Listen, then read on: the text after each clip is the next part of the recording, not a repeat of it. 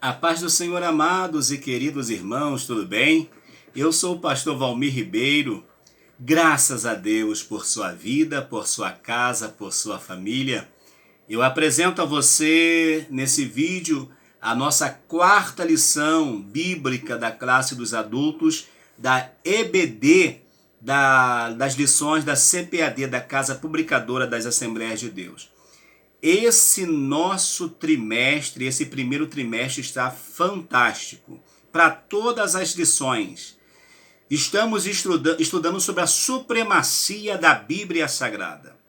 Enquanto alguns querem desmerecer, descredibilizar a Bíblia, acabar com a autoridade bíblica, falando que a Bíblia é mentira, enfim, nós estamos com esse trimestre maravilhoso, falando e ensinando que a Bíblia é a verdade, que a Bíblia é a palavra de Deus.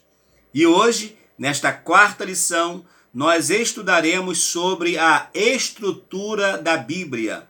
Nós veremos como a Bíblia ela está formada no Antigo e como ela também está em um Novo Testamento.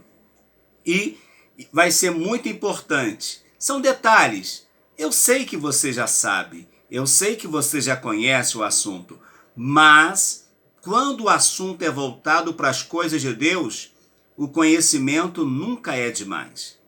O conhecimento, conhecer um pouquinho a mais acerca das coisas de Deus, nunca é demais. Pelo contrário, pode até lá na frente somar para algo que você vier a fazer, para algo que você, decisões que você precisar tomar, ensinamentos que você precisar fazer. Então, não perde esse momento em que você está tendo ainda de poder ter um conhecimento a mais na palavra do Senhor nosso Deus. Temos vários mestres, homens maravilhosos, mulheres também maravilhosas. Porém, nós precisamos, ainda que de forma humilde, estarmos fazendo a obra do Senhor. Estarmos seguindo com o compromisso de ensinar esta poderosa palavra. A estrutura da Bíblia é a nossa quarta lição. O texto áureo diz assim: E disse-lhes, são estas as palavras que vos disse estando ainda convosco. Convinha que se cumprisse tudo o que de mim estava escrito na lei de Moisés, e nos profetas e nos salmos.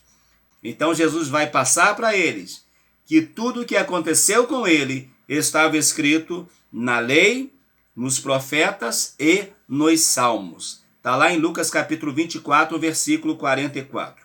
A verdade prática diz: a Bíblia se divide em Antigo e Novo Testamentos, totalizando 66 livros, divinamente inspirados. Toda ela é nossa única regra de fé e prática. Toda ela quem? Toda a Bíblia, ela é a nossa regra de fé e prática. A leitura bíblica em classe está no Evangelho de Jesus, segundo escreveu São Lucas, capítulo 24, versículos 44 a 49, que diz assim: E disse-lhes, são estas as palavras que vos disse estando ainda convosco. Convinha que se cumprisse tudo o que de mim estava escrito na lei de Moisés, e nos profetas, e nos salmos.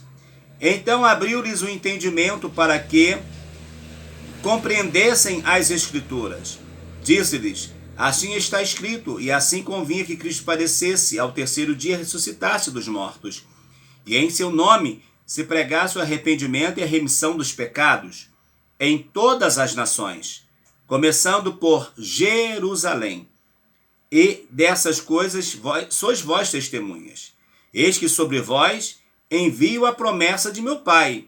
Ficai, porém, na cidade de Jerusalém, até que do alto sejais revestido de poder. Então nós vamos entender pela palavra, nós vamos entender que o Senhor Jesus, ele vai, de uma forma maravilhosa, trazer-nos esta orientação do que aquilo que aconteceu com ele é o que estava registrado na sua poderosa palavra. E infelizmente, muitas pessoas não vão entender, não vão compreender o que estão acontecendo. Mas Jesus vai dizer para eles, olha, está na palavra. E vocês sabem disso. E vocês são as minhas testemunhas. A nossa lição tem como objetivo mostrar como a Bíblia está organizada e que ela se divide em 2 testamentos. Segundo, esclarecer como os livros do Antigo Testamento são classificados e expor a classificação dos livros do Novo Testamento. Vamos lá à nossa introdução. A Bíblia Sagrada foi escrita majoritariamente em hebraico e grego, em um período aproximado de 1.600 anos, por cerca de 40 homens, e se estrutura em Antigo e Novo Testamento. Seus livros são divinamente inspirados e formam um cânon sagrado.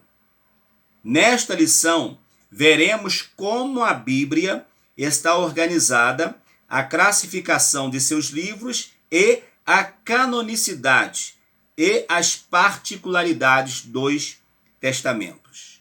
Vamos lá então. Como a Bíblia está organizada? Definição do termo Bíblia. A palavra Bíblia tem origem tanto no vocábulo grego como no latim. O termo grego biblo significa livro e tem conotação de qualidade sagrada. A palavra Bíblia no latim é um substantivo feminino singular que igualmente exprime a ideia de livro. Por volta do ano 150 depois de Cristo, os cristãos passaram a usar o termo em grego, no caso, tá Bíblia, os livros, para referir-se ao conjunto de livros inspirados por Deus. O dicionário bíblico Wycliffe explica que o singular Bíblia, em latim, revela uma unidade de pensamentos e uma pureza. Por isso, a coleção dos livros sagrados formam um único livro, a Bíblia Sagrada. Ou seja, não existem livros sagrados. Não existem livros sagrados. Existe a Bíblia Sagrada. A Bíblia que tem os livros sagrados. Tá certo? Para que não haja confusão. Senão poderia ter uma confusão. Então tem mais de uma Bíblia Sagrada? Não. É uma Bíblia com 66 livros considerados canônicos, que foram canonizados. Falaremos sobre isso. O cânon da Bíblia. A expressão cânon procede da palavra hebraico gané, com o sentido de vara de medir. O termo corresponde em grego cânon, que significa régua. Ou seja, vara de medir e régua de medir não tem diferença.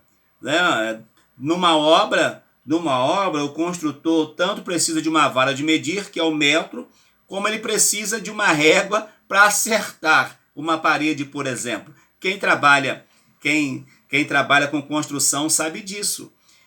Precisa do prumo, precisa do nível, para que tudo esteja perfeitamente. Então, o cânon, a ideia do cânon é o quê? É que esta régua, ela deixou vamos dizer assim, os excessos não foram aceitos. Os excessos foram retirados. Dentro da régua de medir ou da vara de medir, olha, o cânon vai até aqui, o que passar disso não adianta. Vocês estão entendendo? É como se, permita usar uma expressão aqui, alguém que tem um excesso de peso e a balança marca 120 a 150 quilos. Se a pessoa tiver mais do que isso, não passa. Uma pessoa que, por exemplo, marca o diabetes diariamente na sua maquininha e ali consegue marcar mas quando atinge um volume alto ou uma numeração alta, aquela maquininha já não marca mais, porque passou o excesso. Então, tanto no hebraico, o gané, como no grego, canon, é o mesmo sentido. O excesso não foi permitido que estivesse na Bíblia Sagrada. Nesse sentido, o cânon bíblico está completo. Nada pode ser acrescentado ou retirado das escrituras canônicas. Vocês estão entendendo? O cânon bíblico foi encerrado. Temos, como eu disse no início, escritores, pregadores, homens fantásticos, mulheres maravilhosas, com pregações, com mensagens maravilhosas. Mas o seu ensinamento, perdoe-me a franqueza, é como o meu ensinamento. Tem um grau elevado de sabedoria? Tudo bem, mas não são sagrados, não têm o mesmo poder de sagrados como a Bíblia. Porque sagrado, somente os livros bíblicos, que pode ser considerado santos, é o que está na Bíblia. Fora desses, nenhum outro mais tem essa autoridade. Os dois testamentos bíblicos. O termo testamento vem do latim testamentum, que é traduzido da palavra grega diatek e da hebraica berit. Ambos os termos têm o sentido de aliança, pacto ou concerto. Novo Testamento, Antigo Testamento, é o quê? É um pacto, é uma aliança, é um concerto que Deus, primeiro, no Antigo Testamento fez com o seu povo. E agora, em o Novo Testamento, é um pacto, é uma aliança, é um concerto que Deus está fazendo com toda a humanidade por meio da sua poderosa palavra. A expressão Antigo Testamento foi inaugurada por Paulo. Refere-se aos livros dos judeus reconhecidos por Jesus como as Escrituras, a lei e os profetas e salmos, que é o texto áureo em que nós lemos. O termo Novo Testamento foi usado para se referir ao cumprimento profético de Jesus como mediador da nova aliança. Essa expressão também passou a designar os escritos inspirados dos cristãos, igualmente reconhecidos como escrituras. Então, o Novo Testamento são os escritos dos homens de Deus que, vamos dizer assim, que colocaram as palavras de Jesus em seus livros, que eles escreveram. O apóstolo Paulo, que vai ter uma iluminação ou uma inspiração, no caso do apóstolo Paulo, uma inspiração, onde o Espírito Santo traz a inspiração, ilumina a sua mente para ele escrever para nós, e quando nós lemos, a nossa mente também ela é iluminada por esses escritos. Então nós vamos ver que tanto o Antigo quanto o Novo Testamento tem a sua particularidade muito importante, porque foram homens de Deus, inspirados por Deus, que fizeram toda esta diferença ao trazer a palavra do Senhor a nós. As Escrituras, elas são para nós fundamentais e deve ser tida para nós como a nossa única regra de fé e prática. O Antigo Testamento. Os livros do Antigo Testamento. A classificação dos livros do Antigo Testamento, tal qual conhecemos hoje, se divide nos seguintes grupos. Pentateuco. O Pentateuco, ele vai ser constituído pelos 5 primeiros livros da Bíblia: Gênesis, Êxodo, Levítico e Deuteronômio. Os livros históricos, eles são 12 livros que vão de Josué a Esther. Os livros poéticos são 5 que vão de Jó a Cantares de Salomão. Os proféticos se dividem em 2, podemos dizer assim, categorias: profetas maiores e profetas menores. Não profeta maior ou menor porque um sabia mais do que o outro, não. É a nível daquilo que eles escreveram. Então, profeta maior porque escreveu mais e profeta menor porque escreveu menos. Isso também é dentro da nossa compreensão, tá certo? Nós vemos desta forma. Então, nós vamos ver que os livros do Antigo Testamento, esse conjunto de livros, que vai formar um total de 39 livros, eles são divinamente inspirados, tanto para os judeus quanto para nós, os cristãos. Por isso que é errado dizer que a Bíblia contém a palavra de Deus. Não, a Bíblia não contém. A Bíblia é a palavra de Deus. Inerrante, como a lição passada. Ela não tem erro, ela não tem falha, ela é infalível, ela não tem falha. Caso haja, é porque o homem, ao fazer vamos dizer assim, a tradução, de repente não tinha uma palavra e colocou uma palavra dentro do seu conhecimento, mas a Bíblia em si, ela não tem erro. O interessante é que o original é livre de qualquer erro. Se tiver erro, são em cópias que foram realizadas. Por isso que ela deve ser aceita por nós como a poderosa palavra do Senhor. A canocidade ou a canonicidade do Antigo Testamento. Existem 3 fatores basilares na avaliação de um livro canônico, a saber, primeiro, inspiração divina, que atesta se o livro é inspirado pelo Espírito Santo. Alguém vai ler o livro, esse livro vai tocar a sua vida, teve inspiração? Se o livro tocar a sua vida é porque teve inspiração. Então, eles primeiro iam lá. Esse livro, ele tem autoridade, ele tem inspiração divina. Segundo, esse livro agora, ele vai ser lido e vai ser reconhecido pelo povo como palavra de Deus. Vai ser aceito como palavra, como profecia de Deus, pelos seus primeiros leitores. Eles vão atestar aqui é a palavra de Deus. Então nós podemos aceitar esta palavra, aceitar esse ensinamento. E por último, a preservação dele pelo povo de Deus. O povo de Deus vai ter aquele livro como algo sagrado que não deve ser destruído.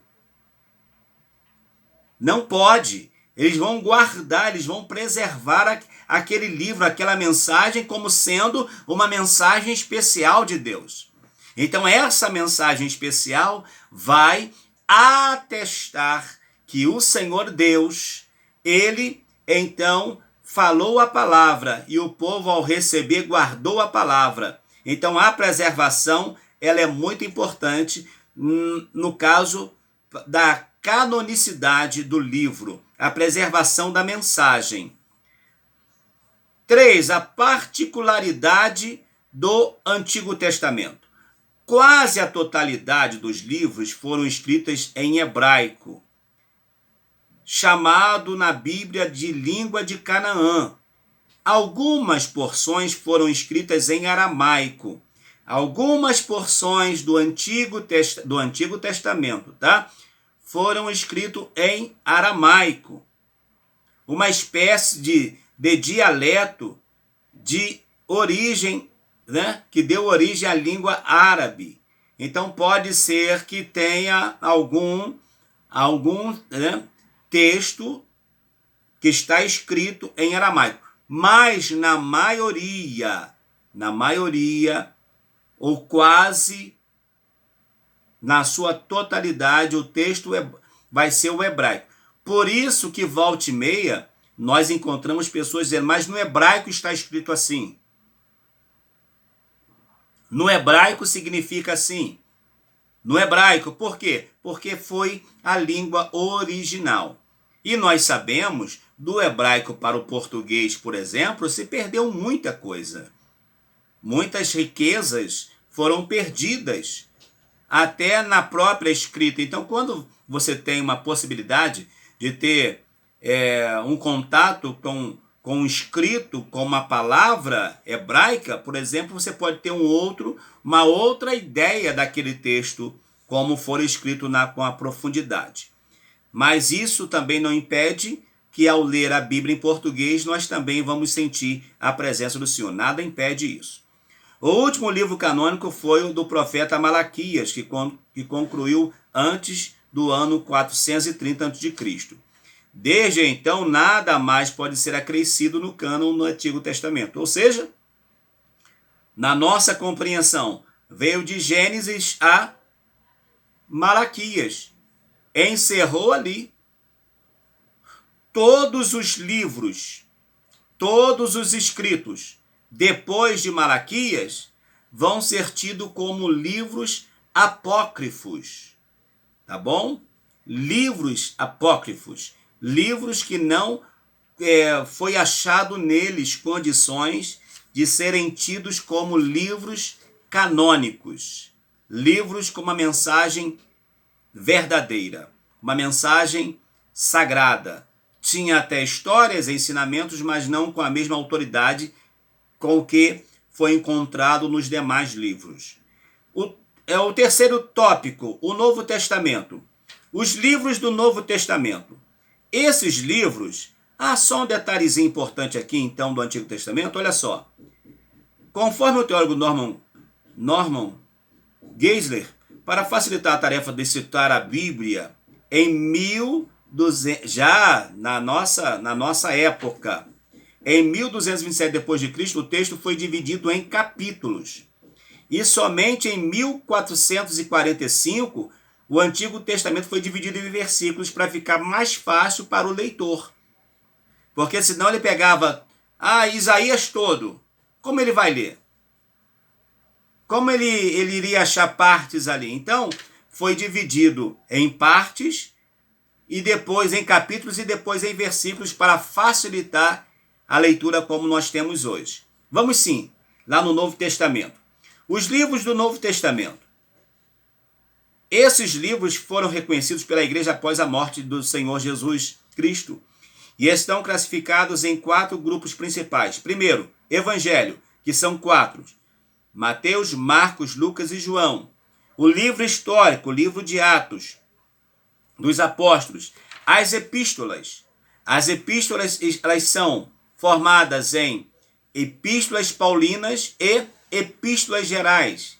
As paulinas são 13 e as gerais são 8, que vai de Hebreus a Judas. Essas 8, tá certo? O livro da Revelação. Qual é o livro da Revelação? Apocalipse é o livro da Revelação, constituído pelo livro de Apocalipse. O conjunto totaliza 27 livros, todos eles, os evangelhos, junto ao histórico, epístola paulina, epístolas gerais e mais Apocalipse, dá um total de 27 livros. 27 livros no Novo, com 39 livros no Antigo, totalizando a Bíblia, então, em 66 livros. A canonicidade do Novo Testamento. Os critérios de avaliação do Novo Testamento são iguais aos que determinam o cânon do Antigo. Isto é, inspiração, o reconhecimento, a preservação dos livros como a palavra de Deus. Sabe aqueles 3 pontos lá atrás? Para dar a autoridade ao Antigo, é a mesma base para dar autoridade ao Novo Testamento. Quanto ao reconhecimento dos livros como fidedignos desde o início, os escritos falsos foram refutados pela igreja. Deixa eu só ler aqui, 2 Tessalonicenses 2,15. 2 Tessalonicenses 2,15 vai dizer assim: então, irmãos, estáis firmes, retende as tradições que vos foram ensinadas, seja por palavra, seja por epístola nossa. Tá vendo? Paulo já dizendo, olha, esteja atento aí, fiquem com o nosso ensinamento. Por quê? Tem pessoas que querem trazer um outro ensinamento e podem ser perigosos. Inclusive, ele vai dizer aos Gálatas, se alguém apresentar um outro ensinamento, outro evangelho que não seja o nosso, o tal seja considerado anátema. 2 Pedro capítulo 2, versículo 1. Também houve entre o povo falsos profetas, como entre vós haverá também falsos doutores, que introduzirão encobertamente heresias de perdição e negarão o Senhor que os resgatou, trazendo sobre si mesmo repentina perdição. Ou seja, eles trarão de forma consciente ensinamentos para tirar o alicerce da fé que é Cristo. Porque o alicerce da nossa fé é Cristo. Então eles farão de tudo para que esse fundamento seja abalado. 1 João capítulo 4, versículo 1.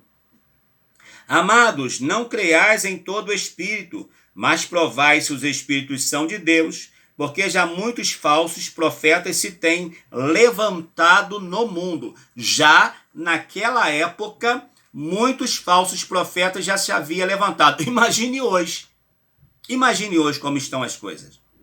Aproveito para lhe perguntar, já se inscreveu no canal? Ou você vai ficar ouvindo aí os falsos profetas? Vai ficar ouvindo os falsos ensinamentos? Aqueles que vêm com uma maquiagem de Bíblia, de ensinamento, mas querem roubar a tua fé, querem roubar a tua convicção de salvação. Venha para onde a palavra de Deus é ensinada com verdade. Venha para onde a palavra de Deus é ensinada, como diria alguém do interior, sem arrodeio. Venha aprender a palavra.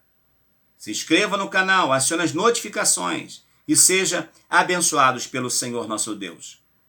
Então nós vimos que esta regra, essas 3 regrinhas são básicas para que o livro fosse considerado canônico. A inspiração divina, o reconhecimento por aqueles primeiros que recebiam e por aqueles que tinham cuidado de preservar como a poderosa palavra de Deus. Particularidades do Novo Testamento. Todos os livros do Novo Testamento foram escritos em o grego koiné. O grego koiné é um dialeto comum presente por toda a cultura de fala grega e que muitos auxiliou na propagação do evangelho, nos primórdios do cristianismo. Ou seja, vamos dizer assim, tinha o grego mais robuscado, o grego mais clássico, mais polido. O grego koiné foi o grego que o povo usava. É igual, por exemplo, existem a língua inglesa, é verdade, o inglês, mas tem um inglês que é falado por todo mundo e tem um inglês clássico, que ele não é falado por todas as pessoas. Então aqui esse koiné, esse grego koiné, era a língua que todo mundo falava. Era uma língua conhecida por todos. Então ficou fácil, até por meio do grego, estar evangelizando. Eles não iam, por exemplo, usar, mesmo que eles tivessem a sua língua, né, preservasse a sua raiz, preservasse, o povo de Deus preservasse o hebraico, mas o hebraico não era falado. Não era, né, não tinha a mesma expressão do que do grego, porque era o dominante da época, ok? Algumas expressões, mesmo redigidas no vernáculo grego, possuem significados em aramaico. Dentre eles, citamos Talita cumi, menina levanta-te, Abba pai, papai, meu pai, Eloi, Eloi, lama sabachthani, Deus meu, por que me desamparastes? O conjunto dos livros canônicos foi escrito antes do término do século I. O último livro é o Apocalipse de João, datado por volta de 96 depois de Cristo.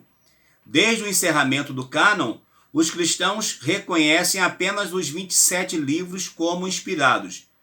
Por fim, em torno de 1555, logo depois que o Brasil fora descoberto, o Novo Testamento também foi dividido em versículos. Então tem pouquíssimos anos, né? Poderíamos colocar 555 dá 445 com mais 21, quer dizer, menos de 500 anos, né? Que a Bíblia Sagrada e o Novo Testamento teve aí os seus versículos separados. E para nós foi bênção, né? Porque nós estamos pegando tudo mastigadinho. Só não evangelizamos se nós não quisermos evangelizar. Então a palavra está aqui, a verdade está aqui, o ensinamento está aqui, a estrutura está aqui, está tudo montado. O palco já está montado. O tema já está proposto, que é pregar Jesus. Por que não anunciar esta palavra? Por que não anunciar esse evangelho? Concluindo a nossa lição, o conjunto dos 66 livros formam um único livro, a Bíblia Sagrada. Esses livros constituem o cânon bíblico do Antigo Testamento.